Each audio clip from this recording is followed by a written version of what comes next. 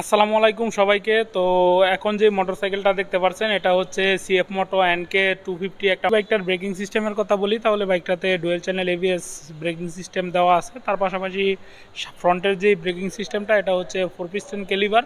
এটার মধ্যে আবার একটু প্যাচ আছে। 4 পিস্টনের আগে এই যে এই নামটা আছে। তার পাশাপাশি এটার যে পেছনের যেই ক্যালিপারটা ব্যবহার করা হয়েছে এটা হচ্ছে সিঙ্গেল পিস্টন ক্যালিবার বা এটার পিস্টন মূলত একটা। তার পাশাপাশি এই বাইকটা হচ্ছে সম্পূর্ণ নেকেড স্পোর্টস একটা মোটরসাইকেল এবং এর পেছনের লুকসটা যদি আপনাদেরকে দেখাই তাহলে এটাতে কোনো নাই, টেল নাই। এটার যেই মাঠগাটটা আছে এটার মধ্যে সুন্দরভাবে নাম্বার প্লেট ক্লাম করার একটা ক্লাম দিয়ে দেওয়া হয়েছে এবং এমনিতেই নেকেড স্পোর্টস মোটরসাইকেলগুলো মূলত এই লুকসেই যারা নাকি রাইড করে এই লুকসেই রাইড করতে বেশি স্বাচ্ছন্দ্য বোধ করে, কারণ পেছনেরটা খালি থাকলে টায়ারটা হোয়াইট দেখা যায় এবং খুবই লুকসটা চমৎকার লাগে। সত্য বলতে নেকেড স্পোর্টস হিসাবে এর যে কোয়ালিটি আমি দেখলাম খুবই চমৎকার কোয়ালিটি। যদি এই মোটরসাইকেলের ওভারঅল বিল কোয়ালিটির কথা বলি তাহলে এটার যেই ফুয়েল ট্যাঙ্ক থেকে শুরু করে ওভারঅল প্লাস্টিক কোয়ালিটি খুবই চমৎকার।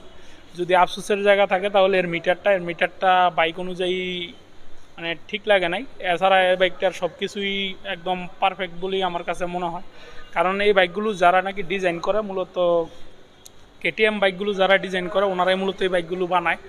তো এজন্যই কেটিএম বাইকের সাথে এই বাইকের যেই ইঞ্জিনের যে ব্লক প্যাটার্ন তার পাশাপাশি বাইকের যেই ডিজাইন ল্যাঙ্গুয়েজ কিছুটা সিমিলার মনে হয়। এই বাইকের যেই মেন যেই চেসিসটা আছে এটা খুবই চমৎকার একটা চেসিস এবং এর যেই বিল কোয়ালিটি ওভারঅল খুবই চমৎকার। এর পাশাপাশি এইটার এবং ওইটার যেই 300 সিসি এবং 250 সিসি যতগুলো মডেল দেখলাম সবগুলোর সাসপেনশন মূলত একই এবং এর যেই চেসিস এবং যেই বডি ডাইমেনশন সবই একরকমই মনে হলো। তো যাই হোক, সিসির কিছু ব্যবধান আছে এবং ওইটার যেহেতু সিসি বেশি তাই ব্রেকিং সিস্টেম এটা থেকে একটু আপডেট। ডিস্কের সাইজ একটু বড়, তার পাশাপাশি এর যেই ক্যালিপারগুলো আছে এটার সাইজও বড়।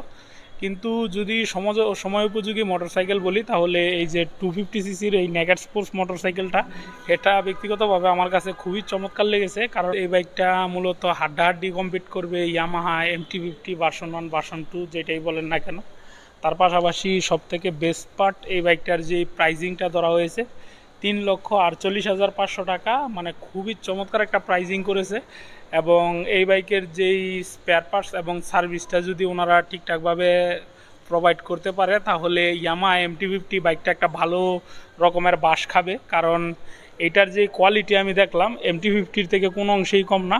যে প্লাস্টিক কোয়ালিটিগুলো আছে এগুলো একটু দেখে যাবেন, দেখলে আশা করি বুঝতে পারবেন এর যে কোয়ালিটি। এবং যেহেতু একটা 250 সিসির মোটরসাইকেল এর রেডিয়েটর সাইজটা অনেক হিউজ একটা রেডিয়েটর সাইজ। তার পাশাপাশি বাইকটা আসলে ভিডিওতে যতটুকু ছোট মনে হয় আসলে বাস্তবে তত ছোট না, মোটামুটি ঠিকঠাকই আছে। কিছুক্ষণ আগে আমি বসছিলাম, বসে এটার সিটিং পজিশন দেখলাম খুবই চমৎকার একটা সিটিং পজিশন। তার পাশাপাশি এই বাইকের হ্যান্ডেলটা অনেক আপরাইট, রাইড করে অনেক মজা পাওয়া যাবে।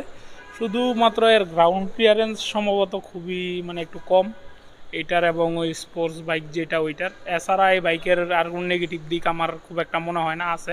ব্যাপার হচ্ছে অ্যালার্জির একটা ব্যাপার, কারণ যেহেতু সিএফ মোটো চাইনিজ একটা ব্র্যান্ড এবং ওইগুলো হচ্ছে সো কল্ড জাপানি ব্র্যান্ড, এইখানে একটা কম্পারিজন আসবে। কিন্তু সত্য বলতে যদি ইয়ামাহার বাইকগুলোর কথাই বলি তাহলে এগুলো কিন্তু মেড ইন ইন্ডিয়া মোটরসাইকেল বা ইন্দোনেশিয়াতে তৈরি হয়, কারণ যেই মেইন যেই কোম্পানি ইয়ামাহা, হুন্ডা বা সুজুকি ওনারা মূলত 500 সিসির নিচের মোটরসাইকেল বানায় না। যে মোটরসাইকেলগুলো আসে যেমন MT-50 ভার্সন 2 ওই মোটরসাইকেলটার কথা যদি বলি তাহলে ওইটা ইন্ডিয়ানটা কিন্তু ইন্ডিয়াতেই তৈরি হয় বা ইন্দোনেশিয়াতে তৈরি হয়, এগুলো কিন্তু জাপান থেকে তৈরি হয় না। তো যাই হোক, আসলে এইসব বিষয় হচ্ছে যার যার পার্সপেক্টিভের ব্যাপার এবং পছন্দের ব্যাপার, তার পাশাপাশি আস্থার একটা ব্যাপার।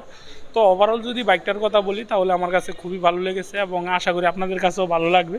এসে দেখে যেতে পারেন, আশা করি আশাহত হবেন না। কোনো একটা মোটরসাইকেল আসলে রাইড না করে বা সামনাসামনি না দেখে এই বাইকটার ব্যাপারে খুব একটা ভালো বা খারাপ বলাটা ঠিক না বা ধারণা নেওয়াটা ঠিক না।